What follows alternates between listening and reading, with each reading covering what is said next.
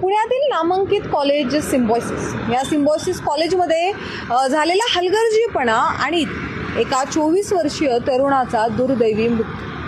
आता पुण्यामध्ये Symbiosis college म्हटलं तर सगळ्यांना एक हाय प्रोफाईल कॉलेज अशी इमेज सगळ्यांसमोर येते, परंतु या हाय प्रोफाईल कॉलेजच्या मागे एक विचित्र घटना घडली आणि जी दाबण्याचा प्रयत्न देखील झाला अशी माहिती आपल्याला मिळालेली आहे.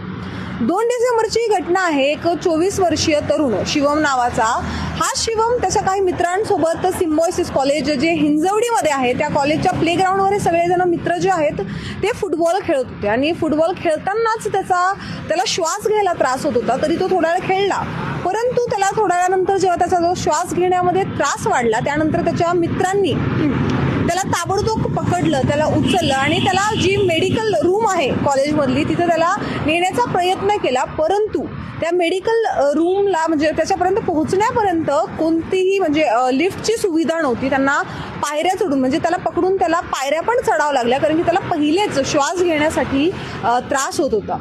आणि हे सगळं झाल्यानंतर आपल्याला मिळालेल्या माहितीनुसार तिथं स्ट्रेचर देखील नव्हतं. तिथं गेल्यानंतर जेव्हा त्या डॉक्टर्सनी त्याची ट्रीटमेंट केली त्यावेळेस त्यांना ती काही जमली नाही, म्हणून ते म्हणले की आता याला कोणत्या तरी दुसऱ्या दवाखान्यात न्यावं लागलं. आणि त्यावेळेस तिथं त्यांनी ॲम्ब्युलन्स देखील अरेंज करून दिली नाही. हा मुलगा शिवम आणि त्याचे काही मित्र कॅब करत इकडं तिकडं भटकत होते. कॅबही बऱ्याच वेळेस कॅन्सल झाली. शेवटी त्याने त्या शिवमला रिक्षामध्ये बसून रुबी हॉल क्लिनिकमध्ये नेलं, परंतु तिथं जाऊन ती ट्रीटमेंट होईपर्यंतच शिवमचा दुर्दैवी मृत्यू झालेला होता. जेव्हा आपण ह्या गोष्टीवर शिवमच्या परिवाराशी बोललो आपल्याला मिळालेल्या माहितीनुसार त्यावेळेस ही सगळी तक्रार घेऊन पोलीस स्टेशनमध्ये हा परिवार गेला. हे प्रॉपर मूळचे दिल्लीचे लोक जेव्हा हे पुण्यात आले हे तक्रार घेऊन पोलीस स्टेशनमध्ये गेले. त्यांनी फक्त ती गुन्हा काय किंवा काय झाले हे फक्त नोंद करून घेतली, परंतु अजूनही कॉलेजवर FIR झालेली नाही.